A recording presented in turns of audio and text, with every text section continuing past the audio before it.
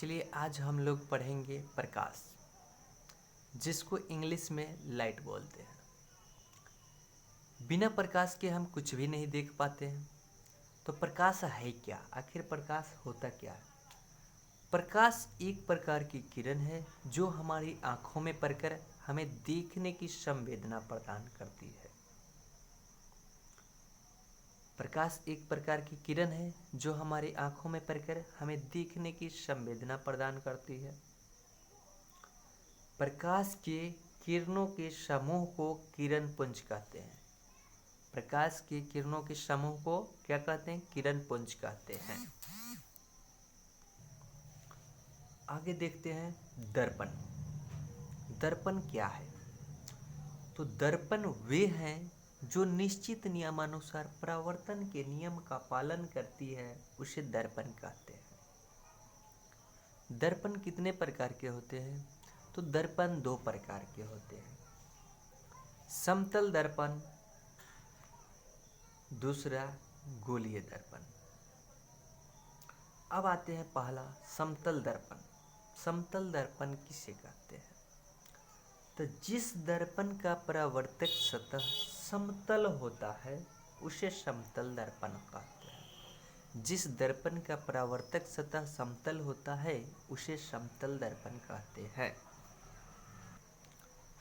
समतल दर्पण पर प्रकाश पड़ता है तो क्या होता है? जब देखते हैं कि कोई भी प्रकाश दर्पण की ओर आती है, दर्पण पर पड़कर फिर पुनः परावर्तित होता है, तो वो कैसे होता है, क्या होता है, उसके बारे में जानेंगे। प्रकाश से जो निकलता है उसको किरण बोलते हैं। तो किरण कितने तरह के होते हैं? किरण दो तरह के होते हैं। पहला आपतित किरण, दूसरा परावर्तित किरण। आपतित किरण का किसको कहते हैं? तो दर्पण की ओर आती हुई किरण, दर्पण की ओर आती हुई किरण को आपतित किरण कहते हैं।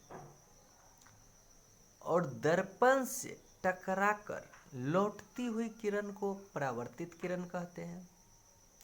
दर्पण से टकराकर लौटती हुई किरण को परावर्तित किरण कहते हैं।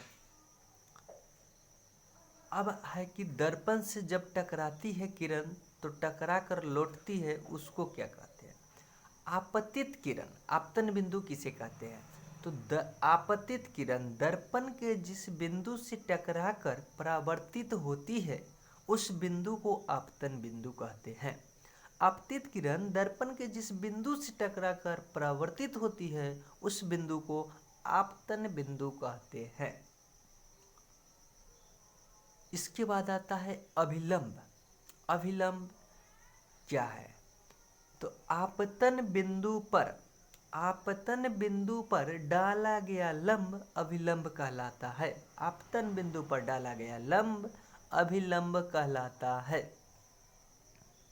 अब है कि आपतन कोण अभिलंब जब हुआ तो कोण वहां बनेगा। तो आपतन कोण क्या होता है, परावर्तन कोण क्या होता है? आपतित किरण और अभिलंब के बीच बने कोण को आपतन कोण कहते हैं। आपतित किरण और अभिलंब के बीच बने कोण को आपतन कोण कहते हैं, जिससे स्मॉल आई से सूचित किया जाता है। आपतन कोण को स्मॉल आई से सूचित किया जाता है। अब आता है परावर्तन कोण। तो परावर्तित किरण और अभिलंब के बीच बने कोण को परावर्तन कोण कहते हैं। परावर्तित किरण और अभिलंब के बीच बने कोण को परावर्तन कोण कहते हैं। इसको स्मॉल आर से सूचित किया जाता है। परावर्तन कोण को स्मॉल आर से सूचित किया जाता है। आपतन कोण और परावर्तन कोण हमेशा बराबर होते हैं। आपतन कोण और परावर्तन कोण क्या होते हैं? बराबर होते हैं। ये परावर्तन के नियम कहता है। तो परावर्तन के दो नियम हैं। पहला तो बता दिए, आपतन कोण परावर्तन कोण के बराबर होते हैं। दूसरा, आपतित किरण, परावर्तित किरण और आपतन बिंदु पर डाला गया लंब तीनों एक ही समतल में होते हैं।